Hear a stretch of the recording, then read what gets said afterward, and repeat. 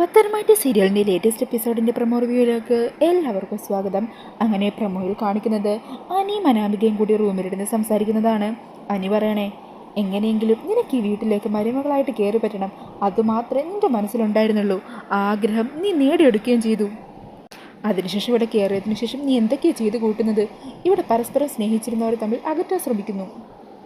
അങ്ങനെ അനീൻ്റെ ആ സംസാരമൊന്നും അനാമികയ്ക്ക് തീരെ ഇഷ്ടപ്പെടുന്നില്ല. പിന്നീട് കാണിക്കുന്നത് ജലജ നേരെ അബിയുടെ അരികിലേക്ക് എത്തുവാണ്. എന്നിട്ട് ജലജ പറയണേ, അനാമികയുടെ അവളുടെ അമ്മ രേവതിയുടെ കടലക്കാരടാണ് നവ്യ എന്ന് പറയുന്നവൾ.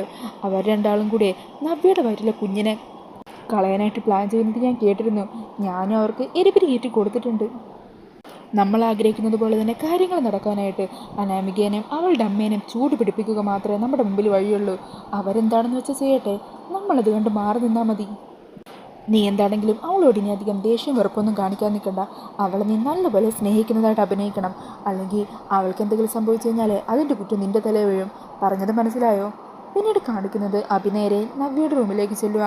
എന്നിട്ട് പറയണേ, ദൈവത്തെ കാണാൻ മല ചുവട്ടാൻ പോകാൻ മാലയിട്ടത് കൊണ്ടാണെന്നറിയില്ല, എൻ്റെ മനസ്സിൽ നിന്ന് പകയും ദേഷ്യം എല്ലാം പോയി. ഒന്നുമില്ലെങ്കിലും നീ നമ്മുടെ കുഞ്ഞിനെ വയറ്റിച്ച് നോക്കുന്നവളല്ലേ. ആ കുഞ്ഞിനെ ഇനിയും കാണാതിരുന്ന അത് ഞാൻ എന്നോട് തന്നെ ചെയ്യുന്ന തെറ്റായിരിക്കും. അങ്ങനെ പറഞ്ഞ് നവ്യയെ ചേർത്ത് പിടിക്കുവാണ് അബി. അബിയുടെ ഈ മാറ്റം കണ്ട് അമ്പരന്ന് നിൽക്കുവാണ് നവ്യ. പിന്നീട് കാണിക്കുന്നത് പുറത്തു വെച്ച് അനാമികയും അമ്മയും അച്ഛനെ കാണാൻ വന്നിരിക്കുവാണ്. അന്നേരം വേണു എന്തോ ഒരു മരുന്ന് അനാമികയുടെ കൈ കൊടുക്കുന്നുണ്ട്. ആരിത് കഴിച്ചാലും അവരുടെ കാര്യം പോക്ക.